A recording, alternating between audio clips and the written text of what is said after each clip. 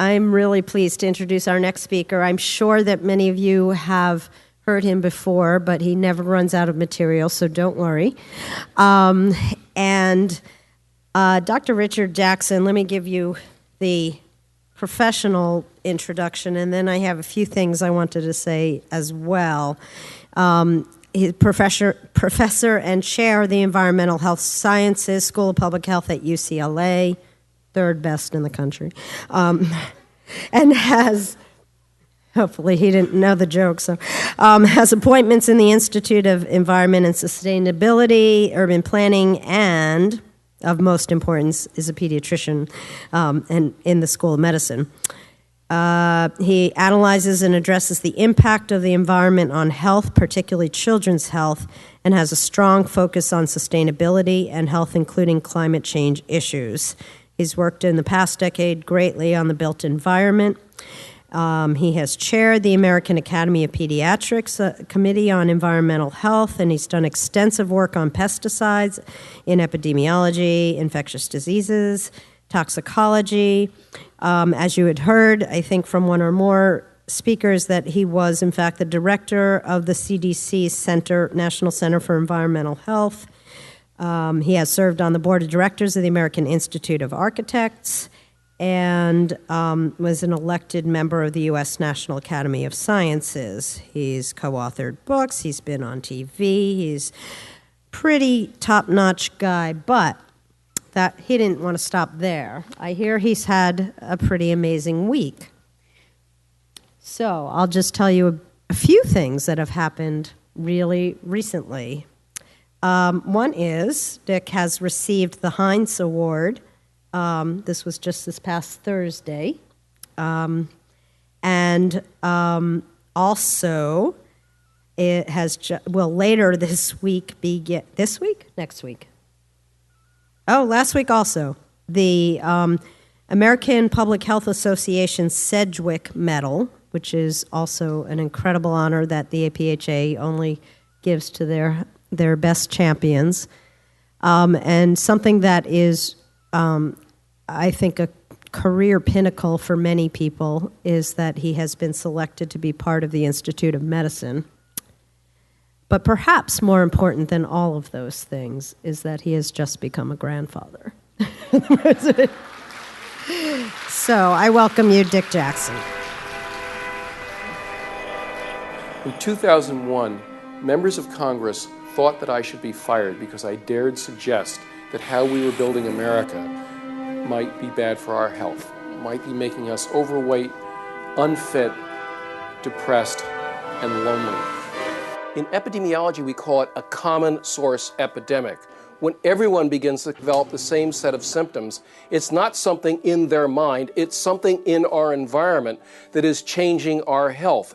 How many of you are taking medicine for asthma? It was a time when all three of us had an asthma attack at the same time. I mean, it got to the point where I had to choose which one of us was going to get on a machine first. To see your son not be able to take a breath is one of the hardest things I've ever had to deal with. Went in for some treatment. They said I was going to take my foot off. Diabetes, not a good thing to fool around with. We're seeing more of these problems in young children now. It used to be a problem of adulthood, and we're seeing this in children, 11, 12 years old, which was not a problem we were seeing maybe 15, 20 years ago. I think we are looking at the first generation in American history to live less long than their parents. This is shocking. Differences in life expectancy between the poorest neighborhoods and the wealthiest neighborhoods exceed 10 years. And we tell people in our county, give me your address, I'll tell you how long you live. What you're about to see could literally save your life. As we trace links between our growing national health crisis and many unhealthy city and suburban design decisions, we're going to meet people in communities who struggle with these issues. I felt very compelled to stay and to be a part of the solution, and I hope that I have been a part of the solution for the last 27 years. If one person in the whole world comes to me and says to me, I've changed because of you, that would totally make my life. We will see how some are correcting past mistakes with stunning results, transformations that you can apply to your own neighborhood. We think that one of the ways to address this problem is by having small-scale urban organic farms right in the city. There has never been a medicine as good as the daily walk. In fact, anyone who has to have medicine can take less medicine over time if they walk, exercise, and live an active life. It's the only way that we start to see a return of the retail life of the street, the social life of the street, as well as the health of the people. If you create the infrastructure, you create the opportunity in the built environment for people to do something different than driving by themselves, even in a place like Atlanta that loves their car, we thought people would change their behavior.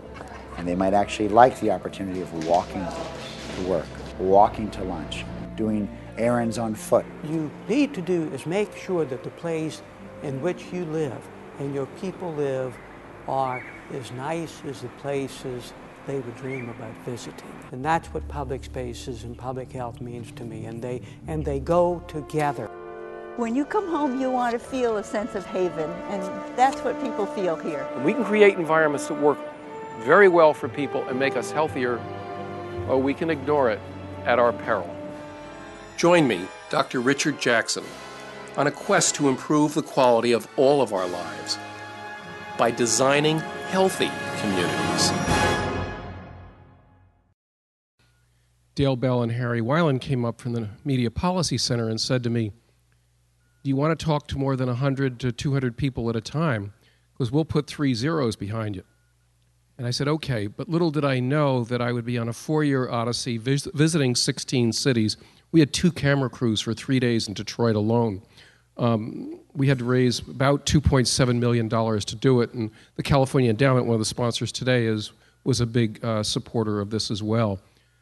I learned so much. It was such a rich experience, and I'll try and touch back to what you saw in the promo video. It's now been shown on public television in between 1 million and 10 million homes. It's a little hard to know how many people actually watch it because the shows just go on. Sometimes they have an empty slot, but it's 4 hours. Anybody here born October 12th when my grandson was birthday? No October 12th in here? Okay. I was looking for a DVD set, which I would like to give to you as a gift, but give me your card and I will mail it to you when I get back home. And maybe you could do a showing for your colleagues or something. But amazing learning experience. The book on the right is the companion book for the DVD series, and the one on the left is the textbook that I did with 2 folks that Ann knows well, Andy Dannenberg and Howard Frumkin, who are both at CDC. Howie is now the Dean of Public Health at Washington, University of Washington. And this is the flyer, and I've got a bunch of flyers, and they're available for about $20 if you want to show them in local organizations. We're not doing it for the money necessarily. The very end, do you remember the high school girl in Elgin, Illinois that had tears in her eyes? And what had happened in that scene was they had worked for a whole year doing a sustainability effort, and she had been looking at trees and the impacts of trees in Elgin, Illinois, and other students that looked at water and heat island effects and sustainability and getting rid of brownfields along the Fox River, et cetera, et cetera. And they ran this big event in a room like this, and they tried to get people to come out, and they held the event. And there were like 4 people in the room who weren't their parents who came to the meeting. And she was doing this presentation on the importance of tree cover because, as she said, I'm going to be living in the place that needs trees, that needs sustainability. I'm going to be living in the place that you leave behind. And she burst into tears that it didn't seem that the older generation cared very much. So over and over again, I had these really epiphany events. And at the end, if I forget to tell you the story about my rather difficult day yesterday in Denver, where I spoke to about 500 real estate developers. Actually, I'll tell you right now, I had an Obama moment. I woke up, and my ears were so plugged, I had labyrinthitis, I was sort of dizzy, and I was short of breath. And I'm sorry, it's 5,280 feet, and I wasn't used to it. And I gave the worst talk of my life. So sometimes these things happen, and you just have to do it. But we are at a pivotal moment in American history. We've got really hugely challenging economic threats, hugely challenging environmental threats, and the social threats that I'll talk about in a couple of minutes do it as well. on the day my grandson was born, this ad appeared in all the major college newspapers in the country. It was a half-a-page ad, and General Motors had done focus group testing, and they were testing messages that really worked with college kids. You know, this one message, that message. Turned out the message that worked was, reality sucks. And you've all heard someone say, oh, this is really terrible. In fact, my brother used to say outer space is a vacuum because the whole world sucks. But so they ran a headline telling college kids reality sucks, and it doesn't have to. You can go out and buy a GMC Sierra for $30,000, spend the next 7 years paying for it, and then pretty girls won't smirk at you from their car when you're out on your bicycle doing exactly what you ought to be doing, which is getting physical activity, saving money, not adding to congestion. And so I wrote an angry note, and about 1,000 other people that were active in bicycle stuff wrote this note to GM. They pulled the ad, but I was showing it in class the next day, and I said to one of the students, what do you think of this? Isn't that awful? They're making fun of kids bicycling. He said, Dr. J, you don't know anything. She's not smirking at him. She's flirting with him because she doesn't want to be with the flabby guy driving the car. So I'm going to come back to this view that young people and millennials are looking at the world differently from how the rest of us do it. Now, the truth is that certain measures of how well we're doing are pretty scary. The second most consumed medication in America right now is antidepressants, a 4-fold increase over 20 years for people in the prime of life. And if you're depressed, it's fine, but God help us, going for a good run in the hills is just as effective as antidepressants for mild to moderate depression. For severe depression, you do need medicine, but at least for mild to moderate. In fact, we human beings have been around for at least 50 to 100,000 years. We know how to deal with depression. We get with people we love, we sing songs, we eat and we socialize, and exercise and green spaces is one of the best antidotes for depression you could have. But we, in some ways, have created environments that put people in boxes, whether they're steel boxes or other kind of school boxes or something else, and we remove the ability for people to be happy. 45-year-old patient goes to the doctor. My son's an internist, and says, Doc, I got low energy. Patient looks okay, but he's 28 pounds overweight. His blood pressure is too high, his cholesterol is too high, his blood sugar is too high. He seems a little depressed. He says, I don't get any exercise. I drive about 25 miles each way to work, and I spend 2 to 3 hours a day sitting in a car. What's the good doctor say? Yeah? Meet with the nutrition, change your diet. Oh, by the way, if anyone hasn't done it yet, how about we give some applause to the folks that provided that wonderful food today, because that was really terrific and really healthy. And Jim, I think the local food production, particularly when you live in paradise, it's silly to be importing food from anywhere else. Walk 10,000 steps a day, get more control of your life, and 2 months after that, what's changed? Nothing. He can't really change his job. She can't change her job. There's no time for exercise, no place to walk. And 2 months after that, the patient's taking something for their blood pressure, something for their cholesterol, something for their blood sugar. And what's going on here is that we have medicalized what is, in essence, environmental disease. And the environment is rigged against this patient, and it's rigged against the doctors. All my colleagues that went into general medical practice have retired because they are just worn out by seeing 5 to 10 patients a day and feeling helpless in this onslaught of chronic diseases that are in many ways being driven by the environment that we're living in. It's rigged against the patient, it's rigged against the doctor, and it's rigged against everybody else. Now, when I was a young doc, I ran a session at UCSF where I went to med school on the skyrocketing cost of medical care. 7% of all the money in the United States going to medical care. 7% of all the money in the country going to medical care, that's a lot of money. It's now about 17, 18% of every dollar in America going to medical care. And my son went down to Costa Rica when he was in college, and he sent a message home one day, and he said, people in Costa Rica live exactly as long as Americans do, male and female. And they spend 7 times less on medical care. We're not getting very much for all the money that we are spending because we're focusing on the medical care itself.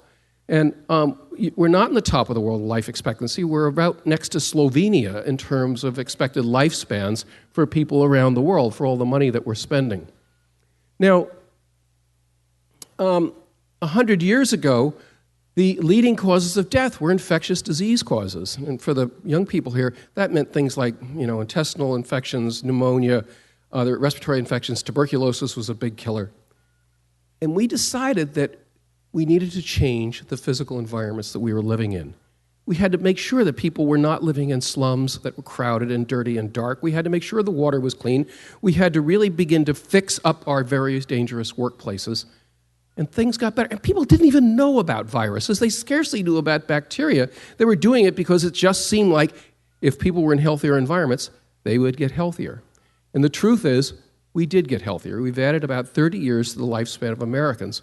And two big causes of it were immunization, hugely important, and changes of infrastructure, two I's, the physical environment that we are living in. Of the 30 years of increased lifespan, how much do you think came from the doctors? When I go through the Ronald Reagan Medical Center at UCLA, there's a big sign. We have done 1,200 heart transplants. Wow, that's wonderful. And you figure heart transplants probably $300,000 a pop.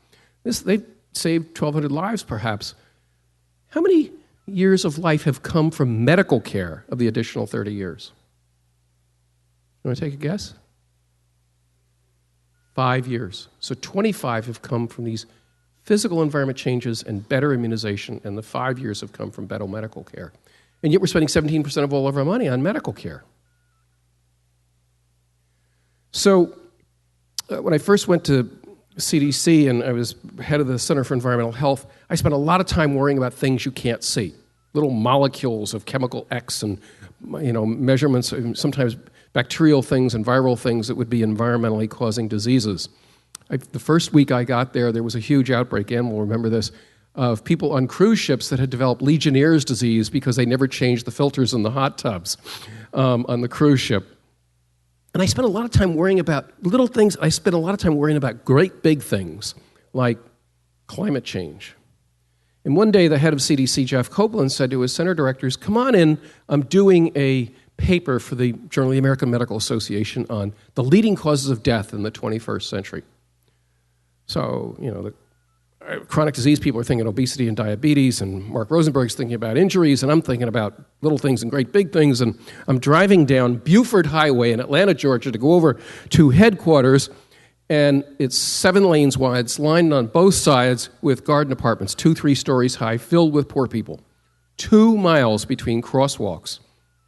Highest pedestrian death rate in the state of Georgia, which has one of the highest pedestrian death rates in the entire country.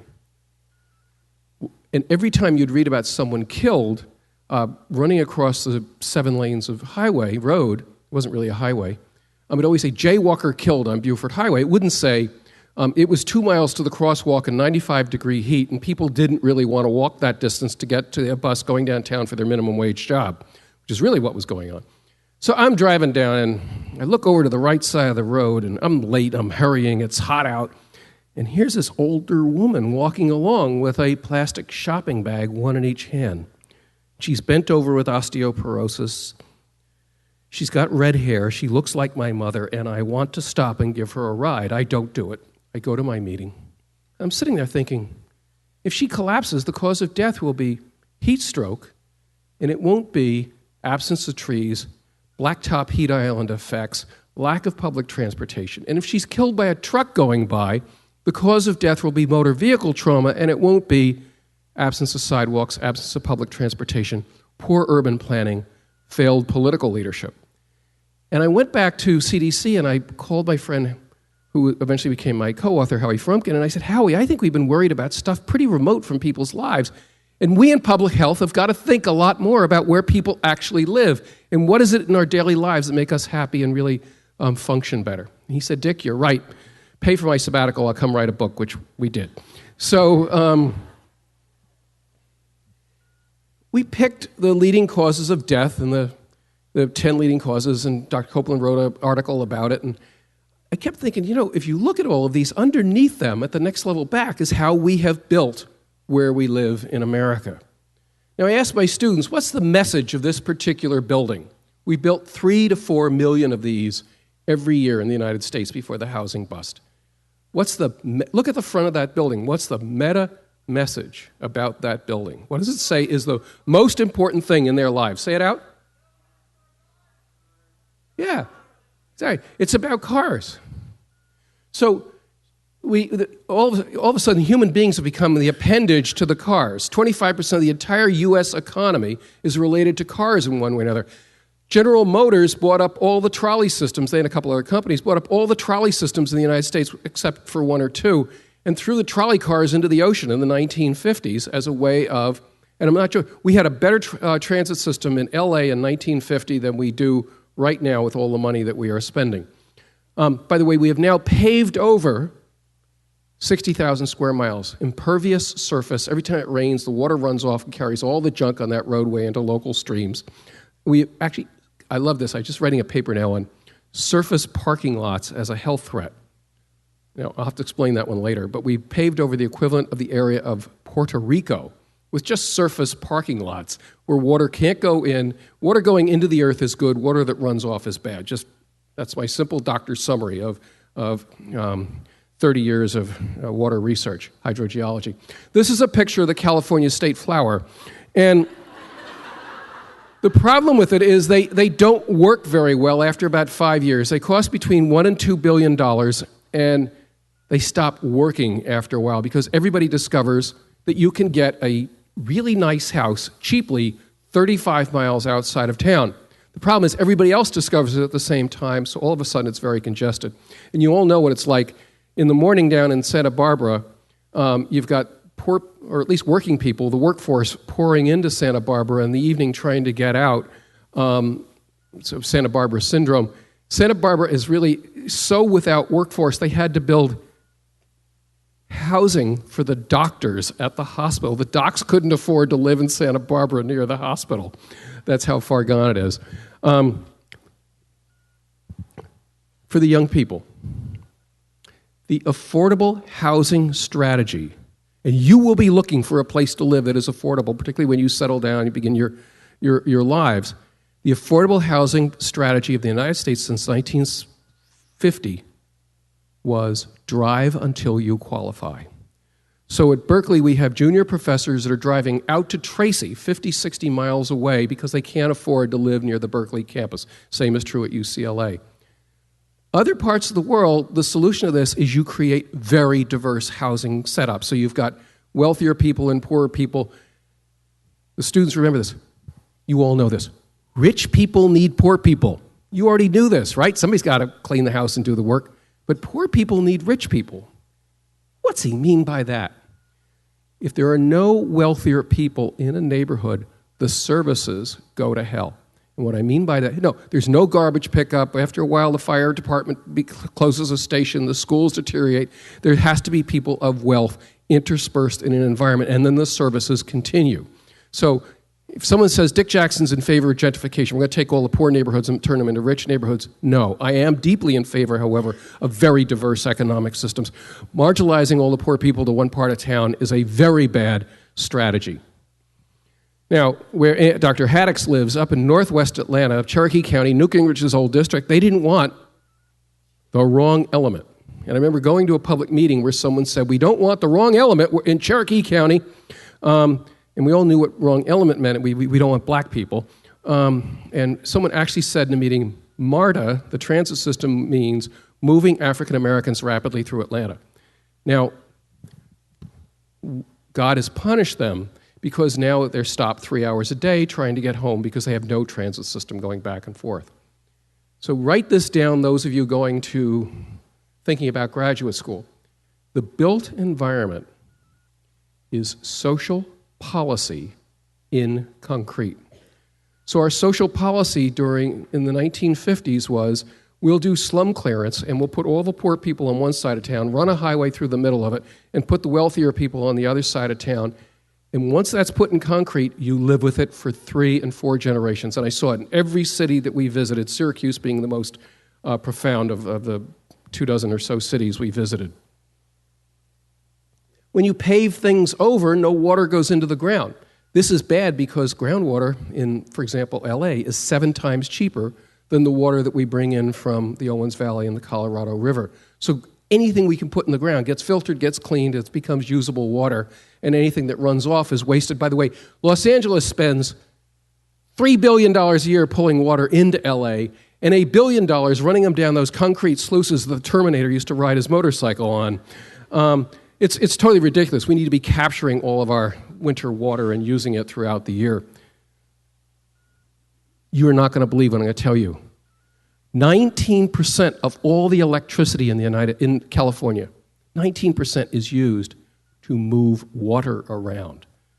Think about how much pollution, how much energy goes into that. And if we just captured it where it was instead of letting it run off and causing floods and all the rest, when you pave things over, it gets hot.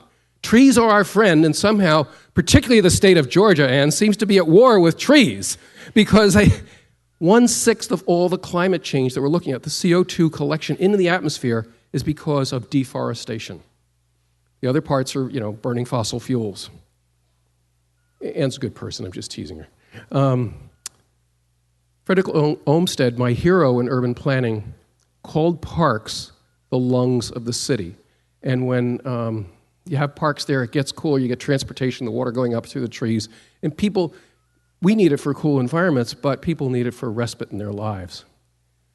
The leading agricultural county in the United States in 1945 was, you're not going to believe it, Los Angeles.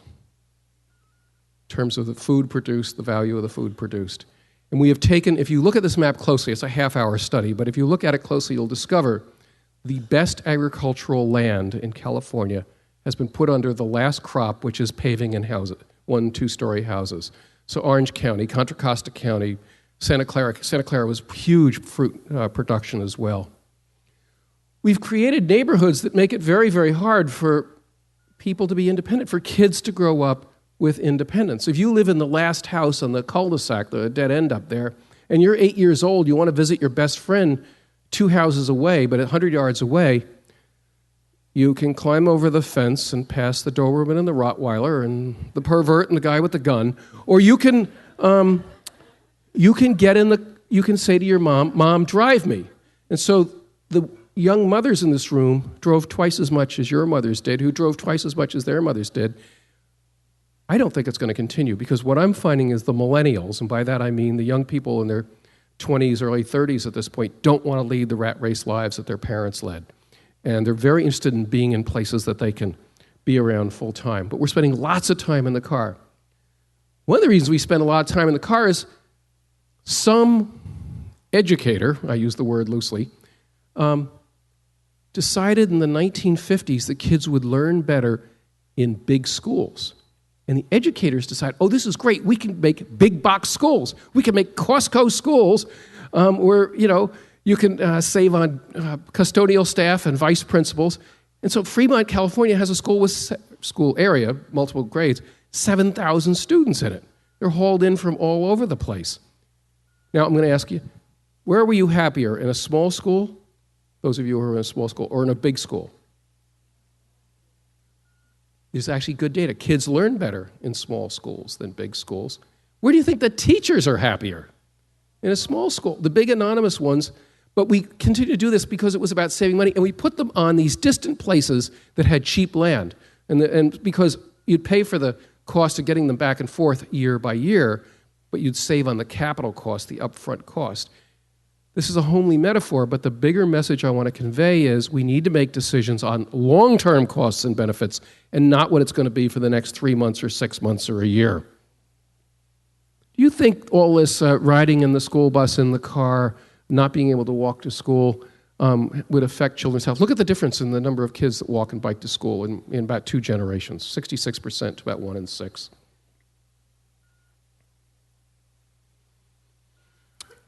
You all have taken, the young people have taken the Fitnessgram. You probably may have hated it, but it's still an important thing to have on the report card, and it's something you can do about, and something I'd like to see every school in California competing with each other over who can have the most kids pass the Fitnessgram.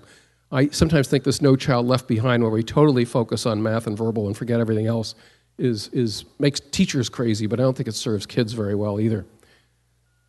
2/3 of our kids can't pass the fitnessgram, can't walk a 12-minute mile. The Pentagon is scared to death at the fact that 2 out of every 7 volunteers for the U.S. military cannot get in at this point because of obesity and lack of fitness. My nieces once heard me give a variant of this talk, and at the end, I said, "How'd you like it?" And she said, "I think our generation's very bad." And I said, "Oh no, that's not the message I was trying to convey. I am saying the generation before you is very bad, and we've created environments that make it very difficult for you to be healthy, and we need to change the rules, the laws, the codes, the buildings, and how we're building the world we're in." In Northern Europe, over 40% of their short trips are walked or biked. And I will assert that one of my goals would be that 80 to 85% of the American people ought to be able to go buy a carton of milk or buy a newspaper safely by walking and biking. This is what we do. About 7% of our trips are walked or biked. So we've removed people's legs from them. And we thought that cars were going to solve everything. When I was a kid, they opened Disneyland in 1955. And I remember being in New Jersey and watching them open Disneyland. I thought, oh, wow, I'd love to go to California. They got Tomorrowland and Frontierland, and they actually have something that looks like a town with sidewalks, and you look in store windows. I mean, that would really be a cool place to live. You pay money to get in there, and then the camera pans back, if you watch this, and it looks over towards Highway 5 in Anaheim, and there are like 5 cars on the 5. And I thought, California is amazing. The highways are free, and they only have 5 cars on them. Well, there's Highway 10. It's typically what it looks like. And Wilshire Boulevard down near UCLA. Every meeting at UCLA starts with somebody apologizing. "I'm sorry I was late. There was a wreck on something." And if you ask the average Los Angelino, what's the hardest part of your day, they often don't say, "Oh, it's my job." They say, "Oh, it's my commute." Commuting is bad for you. The more time you spend in a car, the more likely you are to die.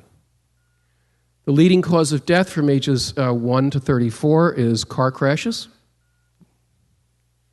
And so one of the things I've been pushing very hard at UCLA is 20 is plenty. There's no reason anybody needs to be going faster than 20 miles an hour. If you're hit by a car going 20 miles an hour, you have a 5% chance of dying. Not great, but at 30 miles an hour, it's a 45% chance of dying. By the way, when people are arguing, no, that's too slow to get across campus, I calculated the difference is 23 seconds. So it's really, we don't need to be going that fast in many of our urban areas. How many miles do you think you need to drive to get a 1 in a million chance of dying or ride in a car? 70? Good. It's 87 miles. So every 87 miles, you have a 1 in a million lottery ticket for death in the U.S., dividing all the deaths by the number of miles driven.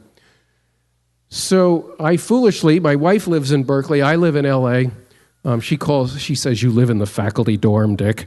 But I don't own a car, which is good. But I go up to Berkeley a lot, and it's 381 miles. So I buy a 4.4 chances in a million of dying on that trip, and I'll come back to that. By the way, I think it's one of the great health education events to drive up Highway 5 between LA and San Francisco. You know why? Because everybody in the state's driven past Harris Ranch and watched all the cows up to the fetlocks and poop, and you go, "I'm not eating any of that stuff ever again." The more we drive, the worse the air quality becomes. Do more people die from the emissions from car exhaust in America or from car crashes? You know I wouldn't ask the question unless it's car emissions. It's respiratory and heart diseases related to cars. If you live in the most polluted parts of Los Angeles and you're a high school athlete, at the end of high school, you're 3 times more likely to have asthma than the kids that come from the high air quality areas. By the way, the message is not to stop exercising. The message is we got to really clean up emissions from vehicles. It's nonsense to allow trucks to be putting out stuff, with the kind of engineering we have today, for trucks to be putting out large amounts of particulates, diesel particulates. I left out a slide. I was going to ask how many of you know what the Keeling curve is. No one should graduate high school or college in the United States without knowing what the Keeling curve is. I'm going to come back to you.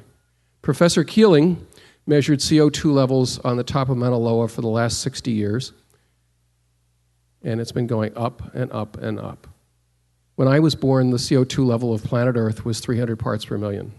Today, it's 400 parts per million in just my lifetime. You add that much CO2 to the atmosphere, it does get hotter, and as it gets hotter, you put more energy in the atmosphere. When you put more energy in the atmosphere, you get more moisture, because more moisture is held by hot air. This is predictably changing weather. These are real measurements around planet Earth over the last 150 years, and that's the trend line for the last 150 years. That's the trend line for the last 110 years. That's the trend line of my lifetime, and there's the trend line of my son's lifetime. Any doctor that ignores a patient retaining CO2 and spiking in temperature increasingly is guilty of malpractice. Vice President Gore showed this picture of the melting on Greenland. It stopped in 2005.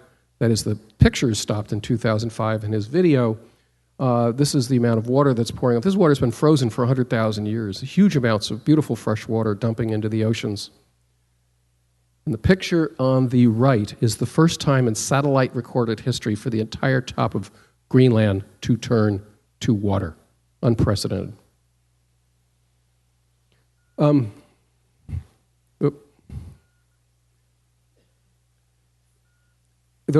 like to garden.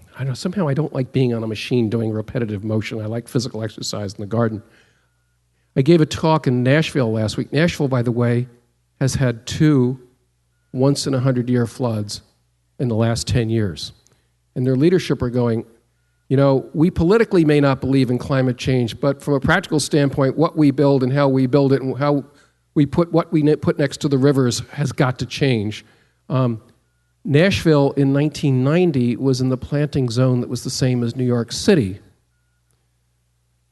16 years later, Nashville had the climate of Atlanta, and Atlanta had the climate of North Florida. That's how fast this is changing at this point. This following slide is the most shocking slide I've seen in the last 4 or 5 months. This is what the first half of a year for the last 118 years, the Weather Service measured temperatures, and these are the states that hit the hottest half year in their entire recorded history. So more than half of the United States had its very hottest state year in history, and even California is up at 101 out of 118. So I show this because the world it means that we're going to be needing to do 2 things. This is the generals of the United States military saying, you know, I don't know about your politics, but climate change is real. We've got to worry about it. It's going to happen, and we've got to begin to plan for it.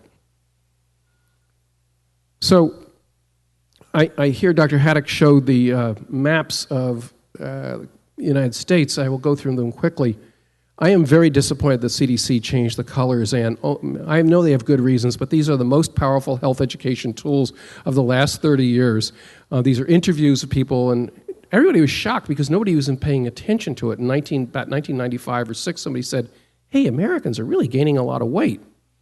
So here's 1991 at 10 to 19%, 1997, 15 to 19%, 2004 at about 22% of the of California obese, and here's California in 2010, about 22, 23% of our population. Average adults gained about 25 pounds, average 14-year-old about 14 pounds in 1 generation.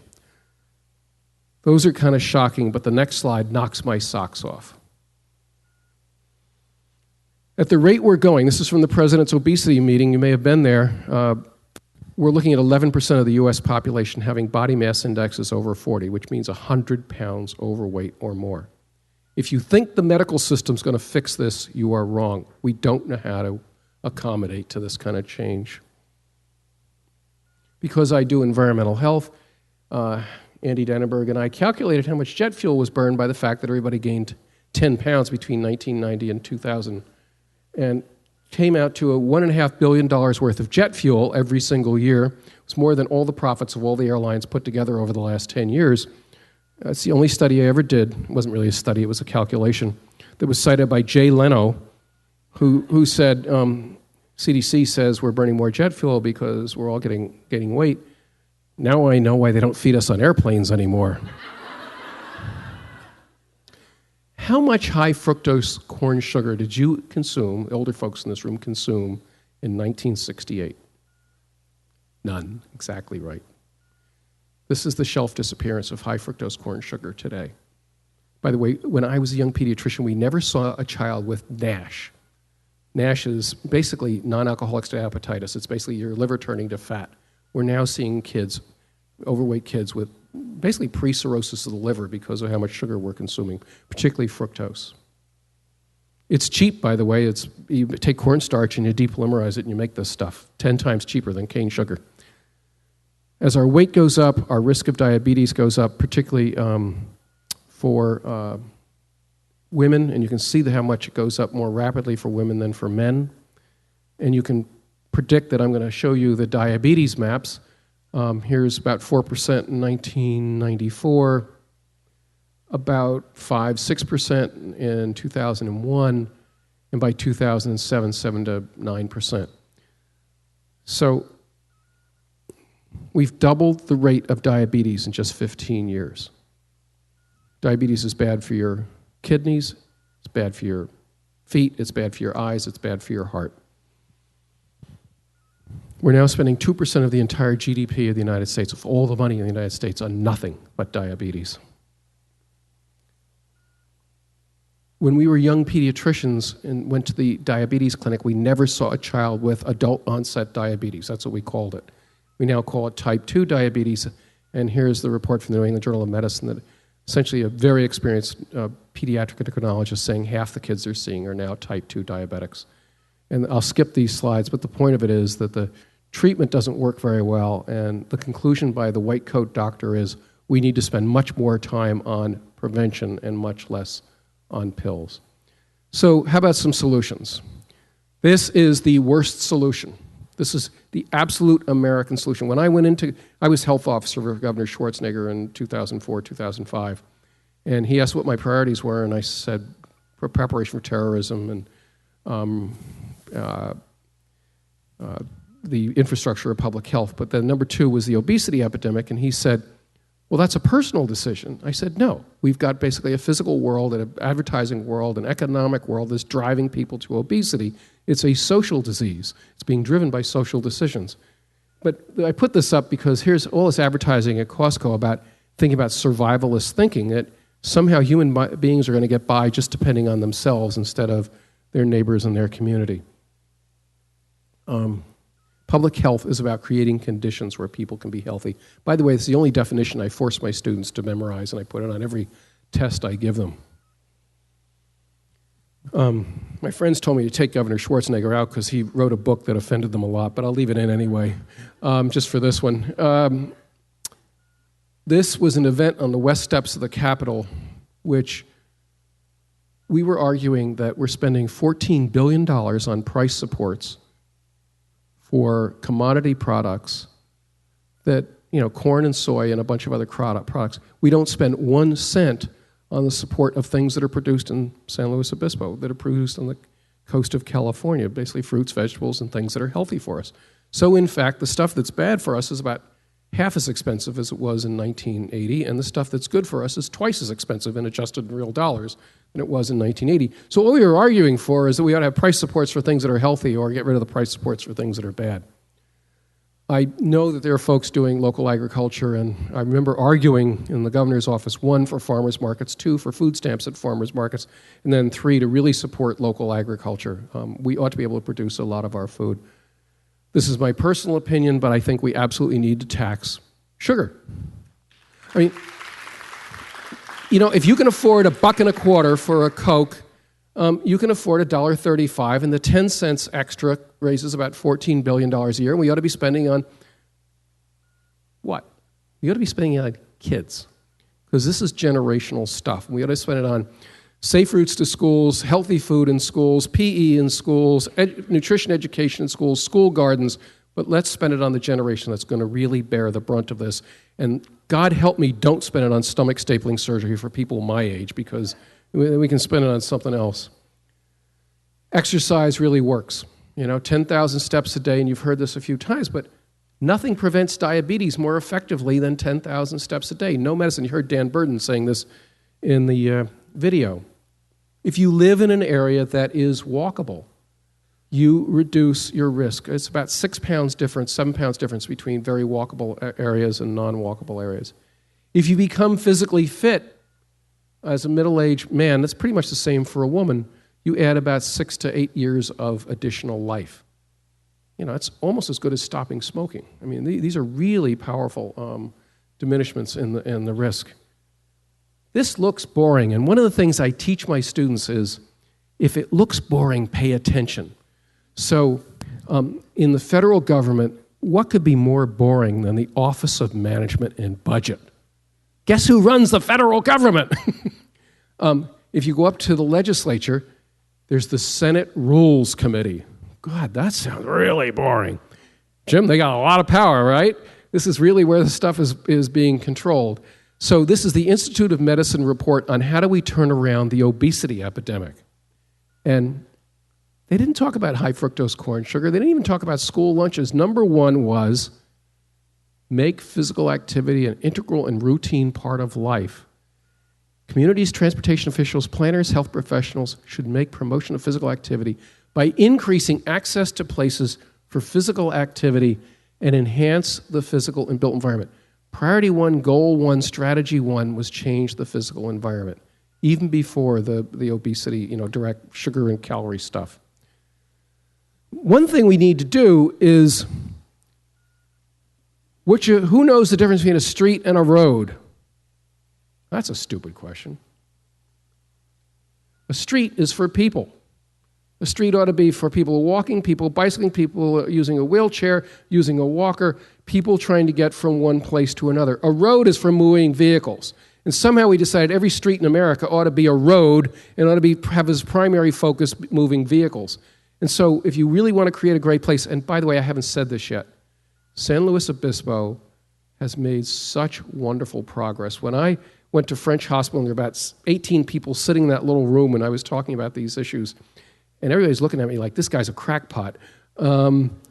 It's been amazing to see what you've done with the walking streets, the drive-through, and just the culture shift that's going on. I still want the chief of police to buy into this, but other than that, you're doing a great job.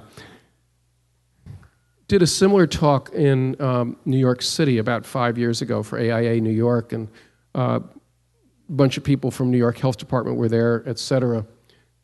They put out guidelines for all new buildings, public works guidelines for all new buildings in New York City. They will be day-lit, they will be energy efficient, they will stand harsher weather, they're going to be able to withstand flooding and climate change, and they will use much more lighting, natural lighting coming in, more energy efficient. And by the way, 1 flight of stairs a day for a year, climbing 1 flight of stairs a day for a year is about 1 pound of body fat burned off. So, you do that for 20 years, that ain't bad. Everybody in the country did it. We'd save a lot of electricity. About 6% of all the electricity, by the way, in a building goes to elevators. If somebody told me this following picture would be reality in a place like New York, I would not believe it. You can pretty much bicycle entirely around Manhattan. And it's really cool when you take these gruff New Yorkers with their self-loathing, and somehow they get on their bikes and they start bicycling, and all of a sudden they're smiling. I figure their faces are going to break because they're not used to doing it. But it's really been remarkable. And I think a lesson here is everybody ought to have a mayor who's a billionaire, Jim, because it really does help to get things done. Dr. Marks, I think that's true, or Mayor Marks. Mass transit.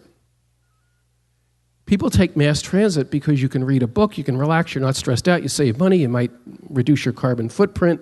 Charlotte, North Carolina added mass transit. Here's the study. They happened to be looking at the health of people before and after a couple years of it. People using mass transit were far more likely to meet Surgeon General's guidelines for physical activity, and they were far more likely, on average, to lose about 6 pounds of body weight. We've gained more than that, but if everybody lost 6 pounds, we'd be doing very, very well. Have you seen these bike stalls in Washington, D.C., and New York and Denver? They're really cool. This is the one in Washington, D.C., and the bikes are beautiful, the building is beautiful. I started taking pictures, and I noticed over in the corner these two police bikes, or vehicles. One's the mountain bike, and one is the Segway. And I thought, gee, I wonder what they cost, and I wonder how much energy you burn if you're on one versus the other.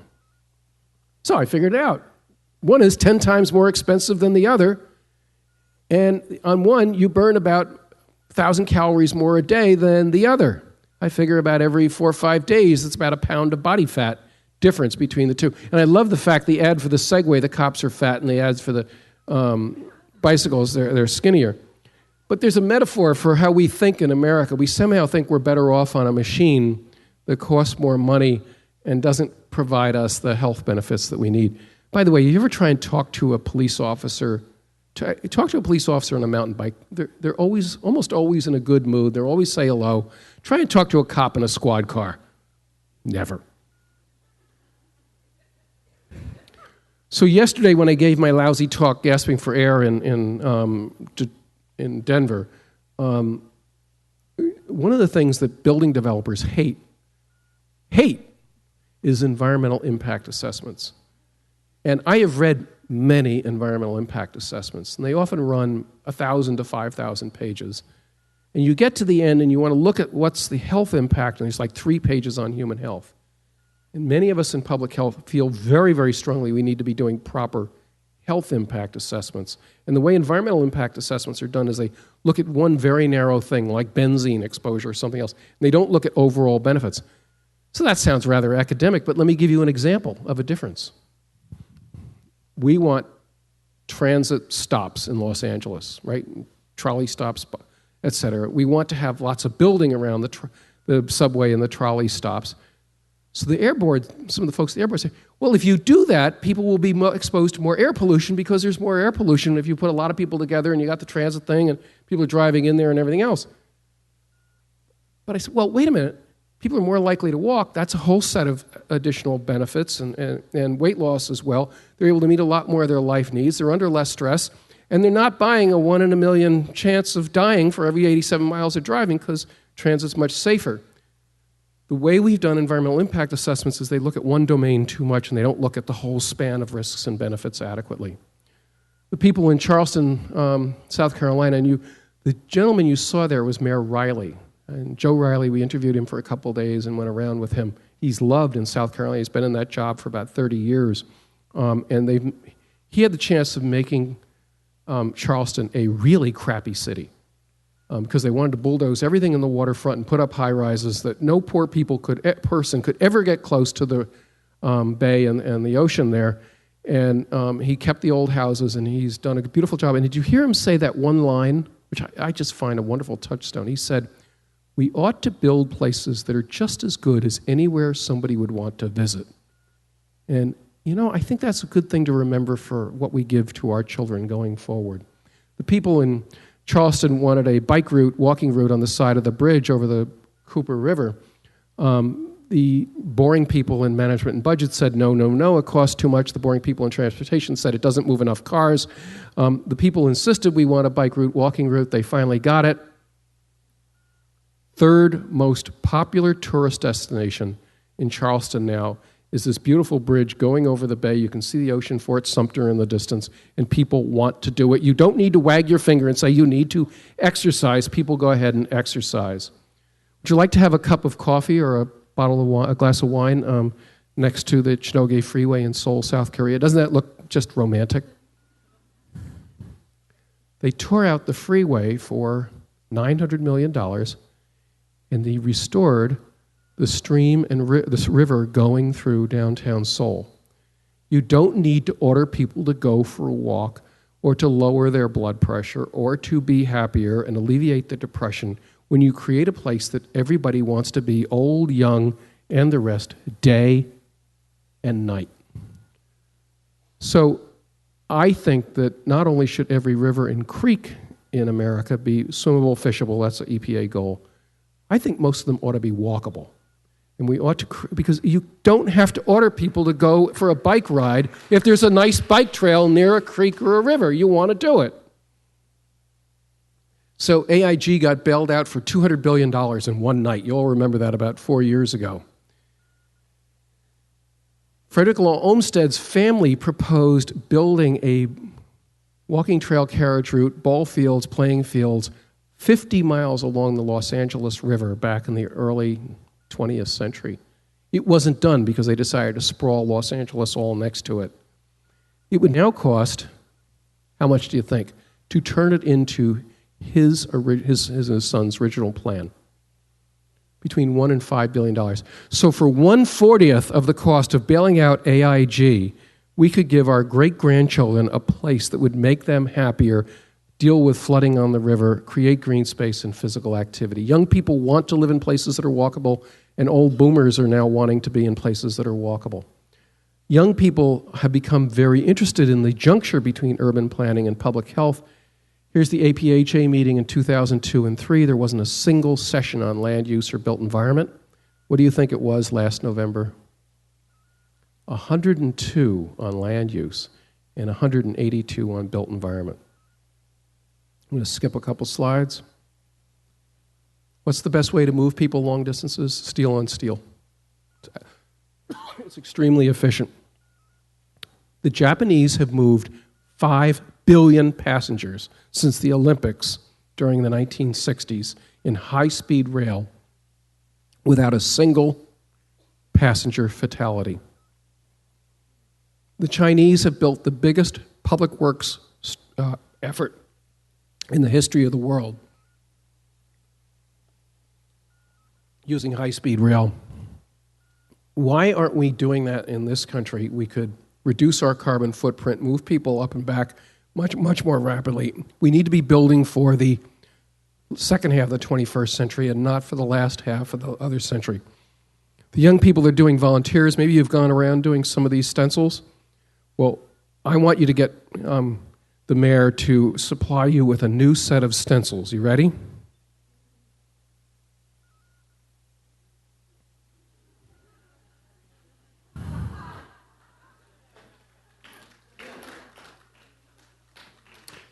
So our patient takes the bike 5 miles to a transit center 3 days a week. One trip is 250 calories. He does it 3 days a week. 22 pounds of body fat in 1 year, assuming he's eating the same amount. Goes back to the doctor after 1 year. His weight has dropped to a BMI of 24. His blood pressure has dropped. His sugar is normal. His wife comes back to him and leaves happily ever after because he has inculcated physical activity into his daily lives. Let me stop at this point. Thank you very much and be available for questions and the dialogue session. Thank you.